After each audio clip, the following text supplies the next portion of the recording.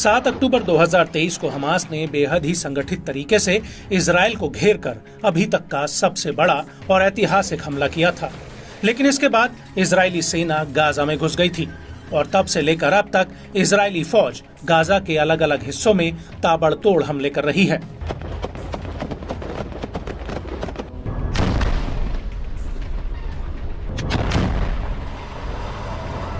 लेकिन इन हमलों के बावजूद हमास अभी भी गाजा की जंग में डटा हुआ है और उल्टा अब इजरायली सेना हमास के हमलों से बैकफुट पर आ चुकी है और हमास ने आईडीएफ के ऊपर हमला करने के तरीकों में लगातार बदलाव किए हैं, जिससे इजरायली सेना हमास के बिछाए जाल में पूरी तरह से फंस चुकी है।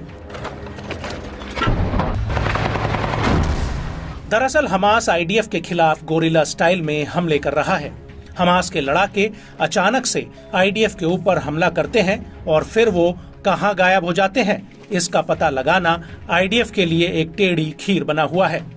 और इन सब में बारूदी सुरंग, खंडर पड़ी इमारतें, मस्जिदें, मलबों के ढेर, नागरिक ठिकाने हमास के लड़ाकों की सबसे बड़ी पनाहगाह है।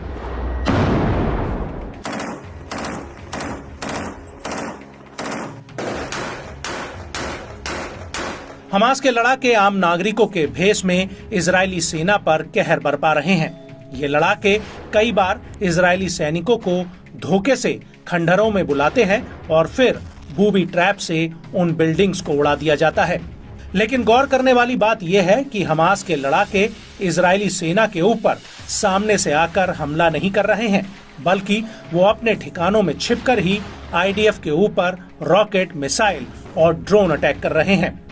ये लड़ाके कई बार इजरायली सैनिकों के छोटे समूह पर बेहद ही चालाकी से हमला करते हैं, जिससे आईडीएफ के लिए संभल पाना बेहद ही मुश्किल हो जाता है। कई बार हमास के लड़ाके अचानक से सामने आते हैं और फिर आईडीएफ के टैंकों और सैनिकों पर हमला करके एकाएक गायब हो जाते हैं। इनमें से अधिकतर लड़ाके गाजा के उन इलाकों में छिपे हुए हैं जहां पर कुछ लोगों ने अभी भी अपना घर बार नहीं छोड़ा है और इन्हीं नागरिकों की आड़ लेकर हमास के लड़ाके आईडीएफ के ऊपर हमला करके आसानी से जनता के बीच घुल मिल रहे हैं।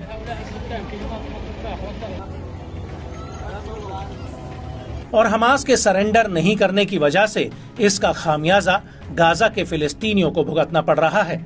इसको लेकर गाजा अथॉरिटी के एक आंकड़े के मुताबिक हमास और आईडीएफ की जंग की वजह से गाजा की करीब 2% आबादी जंग में मारी गई है, जबकि 80% लोग अपने घर बार से विस्थापित हुए हैं। वहीं संयुक्त राष्ट्र के मुताबिक इन हमलों में गाजा में अधिकतर इमारतें मलबे का ढेर बन चुकी हैं। हालांकि गाजा में इजराइल के करीब 350 से ज्यादा सैनिक मारे गए हैं।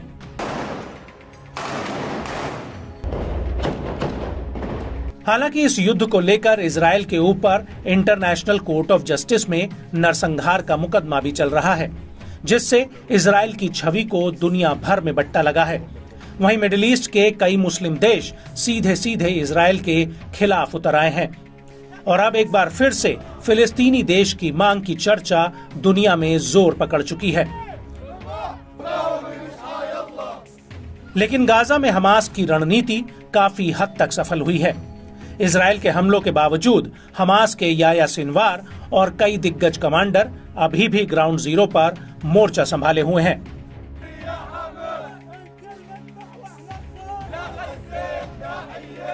आईडीएफ का दावा है कि उसने हमास के 25,000 लड़ाकों में से 14,000 से ज्यादा लड़ाकों को मार दिया है, लेकिन आईडीएफ का ये दावा अभी भी एक पहेली बना हुआ है और हमास की रणनीति है कि वो इस युद्ध को जितना लंबा हो सके उतना लंबा खींचे, जिससे इंटरनेशनल लेवल पर इजराइल के ऊपर दबाव बढ़े, भले ही इसकी कीमत गाजा में और ज्यादा बच्चों और महिलाओं की मौत से चुकानी पड़े।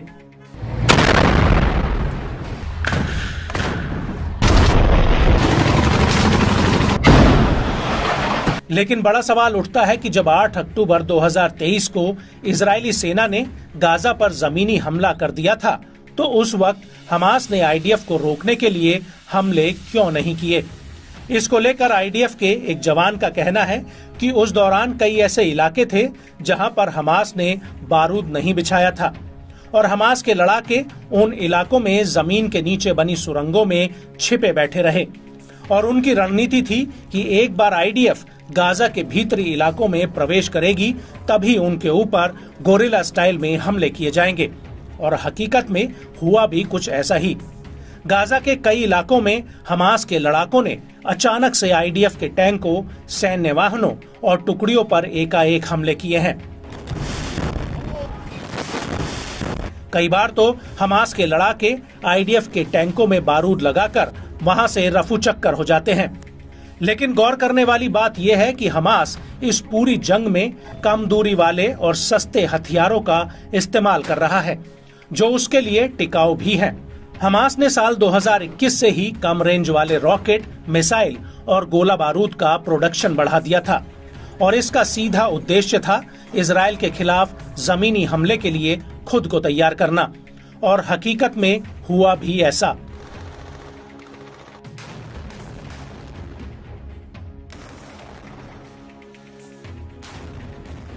हमास के लड़ाकों ने पूरे गाजा में सैकड़ों नई सुरंगें बनाई ताकि आईडीएफ के साथ जंग में इनका इस्तेमाल बिना किसी रोक टोक के किया जा सके। और इस पूरे नेटवर्क में हमास ने बातचीत के लिए एक अच्छा लैंडलाइन टेलीफोन नेटवर्क बिछाया जिसे आईडीएफ के लिए मॉनिटर कर पाना काफी मुश्किल है। यहाँ तक कि गाजा में इंटरनेट और मोबाइल फोन बंद होने के बावजूद हमास के लड़ाके इस नेटवर्क से एक दूसरे से बात कर सकते हैं। और हमास गाजा के भीतर आईडीएफ को खुफिया कैमरों, ड्रोन और आम नागरिक मुखबिरों से ट्रैक कर रहा है। और यहाँ तक कि गाजा में बच्चे भी हमास की मुखबिरी का काम कर रहे हैं। ऐसे में आईडीएफ के लिए इस नेटवर्क को तोड़ना भी मुश्किल है। और जैसे ही आईडीएफ का काफिला एक इलाके से गुजरता है या फिर इकट्ठा होता है, उसके कुछ ही मिनटों में हमास के लड़ाके एकाएक सुरंगों से निकलकर उनके ऊपर धावा बोल देते हैं। और ऐसा उन इलाकों में होता है जहां पर आईडीएफ हमास को ढेर कर चुकी होती है। लेकिन हकीकत में ऐसा होता नहीं है।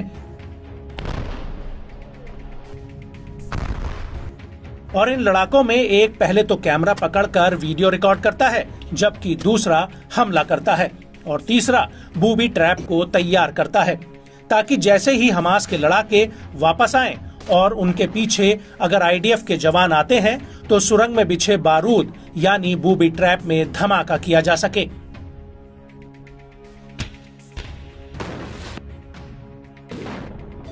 यहाँ तक कि गाजा की कई इमारतों में हमास ने बारूद बिछाया है ताकि जैसे ही आईडीएफ के जवान वहां पहुंचे वैसे ही उस घर को बारूद से उड़ा दिया जाए।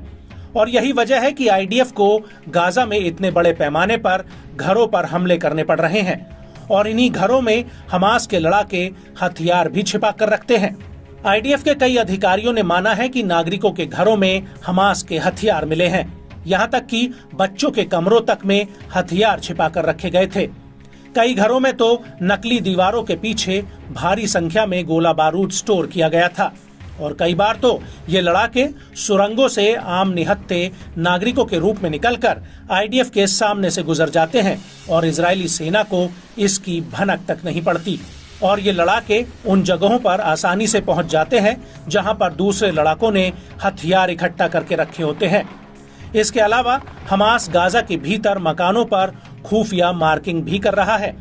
ये मार्किंग ऐसे घरों में की गई है जहां पर या तो हथियार छिपाए गए हैं या फिर बारूद बिछाया गया है। कई घरों की खिड़कियों पर लाल कपड़े या प्लास्टिक का थैला टांगा गया है जो ये बताता है कि वहां पर बारूदी सुरंग या फिर घर में बारूद बिछाया गया है। अब आप खुद ही अंदाजा लगा सकते हैं कि इतनी प्लानिंग और तैयारी के साथ गाजा के अलग अलग हिस्सों में तैनात हमास के लड़ाकों से भिड़ने में इजरायली सेना का क्यों दम फूल रहा है।